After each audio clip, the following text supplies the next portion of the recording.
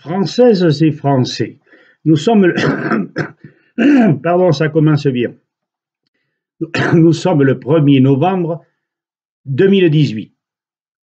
Avant de passer l'arme à gauche, je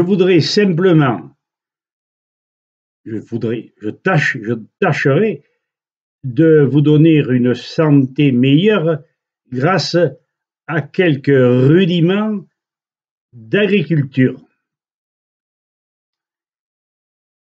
Je vous le répète, je veux passer l'arme à gauche quand le bon Dieu voudra, ou avaler mon extrait de naissance, mais je vais quand même vous tenir au courant, vous mettre au parfum, parce que je commence à en avoir assez de voir ces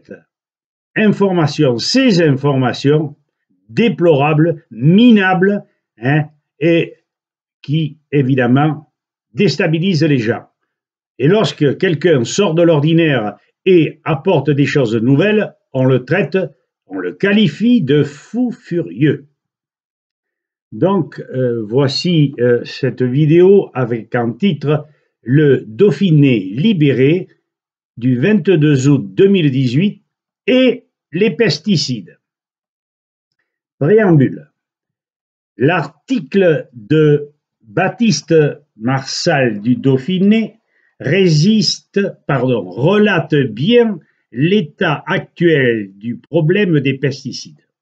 Il ne résout pourtant pas ce soi-disant angoissant problème. Ce n'est pas de son ressort, évidemment.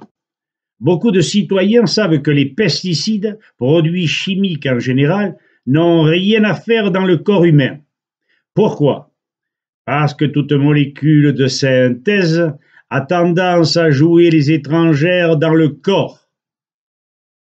Dans ce corps vivant qui ne peut s'en accommoder, entraînant celui-ci sur des terrains basiques et oxydés où règnent les virus, donc les cancers.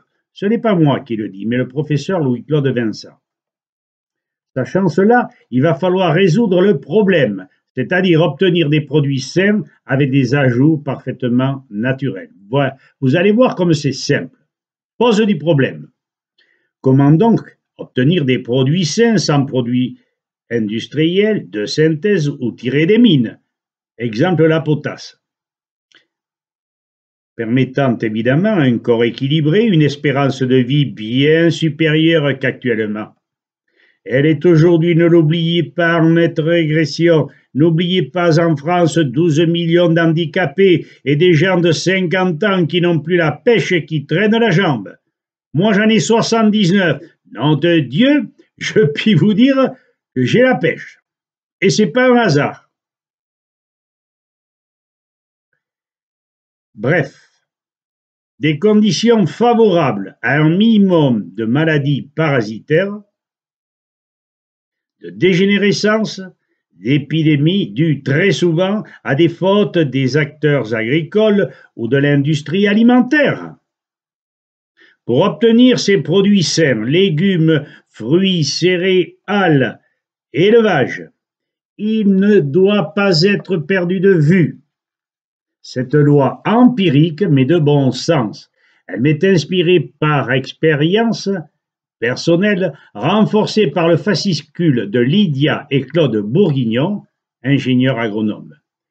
Il s'intitule, ce petit formulaire, Manifeste pour une agriculture durable, aux éditions du Sud, ou Actes Sud, pardon. La terre est un élément vivant. Ainsi, pour sa survie et son équilibre, il faut lui redonner ce que le cultivateur soustrait de cette dernière. Donc, lui restituer les éléments ôtés par l'intermédiaire des déjections, eh oui, humaines, animales, par l'intermédiaire, dans un rapport carbone-azote donné déjà par Lord Howard, dans un rapport de 33 sur 1, 33 de carbone, oui, je dis bien, et 1 d'azote. L'azote, déjection. Le carbone, paille ou déchets végétaux. La fermentation après mélange de la paille brisée assure l'élévation en température et la destruction du parasitisme et bactéries pathogènes aux environs de 74 degrés. La durée de fermentation varie suivant la température de l'air. Ça peut durer entre 2 et 6 mois. Ne redonnant pas à la terre ses constituants, humus, sels minéraux, vitamines, mais davantage des intrants industriels, il va sans dire que l'on accentue les déséquilibres. Les fosses sceptiques, tenez-vous bien, le tout à l'égout, la méthanisation, bien qu'utile, sinon vous verriez le bordel dans les villes. Si la récupération se fait rationnellement, sont à l'origine de ces profonds déséquilibres. La listeria, les salmonelles, les bactéries donc pathogènes du sol sont dues à une mauvaise conduite dans l'élaboration d'un compost. Souvent, les paysans mal conseillés déversent sur leurs champs l'urine et les excréments de leurs animaux, d'où l'importance du paillage des étables, paillage renouvelé lorsque la paille est suffisamment imbibée. Donc, quand le paysan déverse dans les champs l'urine de ses animaux, il s'expose à de sacrés problèmes. On s'étonne après qu'il y a des pâtés pathogènes, n'est-ce pas? Conséquences sur ces constatations. Page 23 du livret de Claude Bourguignon. Je cite. Durant le Moyen-Âge, les agriculteurs paillaient les rues. Oui, monsieur. Ils ne plantaient pas, bien sûr. Tout le monde y jetait ses déchets. Puis, les fermiers ramassaient ce fumier et l'épandaient sur les terres. Ainsi, les sols gardaient leur fertilité. Ainsi, les sols gardaient leur fertilité. Cette loi est immuable. Tu rends à César ce que César t'a donné, et tu t'en porteras bien. Aujourd'hui, ce qui vient de la terre est conduit à la mer. Nos sols manquent de matière organique, carbone. Le digestat, dont le produit de la fermentation, est trop pauvre en carbone pour constituer l'humus, rempli de germes pathogènes pour la faune du sol. Toute maladie du sol et des hommes vient d'erreurs agronomiques. Un exemple particulièrement étudié par le professeur Tissot, la diphtérie venant de la fermentation de l'orge ramassée par temps de pluie. Vous faites une bouillie et les fausses membranes se collent au larynx et peut vous étouffer le bambin. Un autre, étudié par le professeur Boucher et le professeur Delbé. 2 points. Le nombre des cancers augmente dans les régions pauvres en magnésie, d'où l'intérêt de rajouter de la magnésie, du sulfate de magnésie. Tout dépend du terrain, s'il est acide ou basique, et la magnésie n'a plus la même forme. Enfin, d'après les études du professeur Louis-Claude Vincent, et ça tient la route, la lèpre se développait au Moyen-Âge, lorsque les populations buvaient de l'eau stagnante. La maladie disparut lorsqu'on utilisa l'eau de source, et l'eau du puits. Conclusion. L'agriculture ne sera jamais industrielle. Ils veulent arriver à cette lamentable affaire, mais ils n'auront que des problèmes. Il faudra écouter Delbé, Boucher, Bourguignon.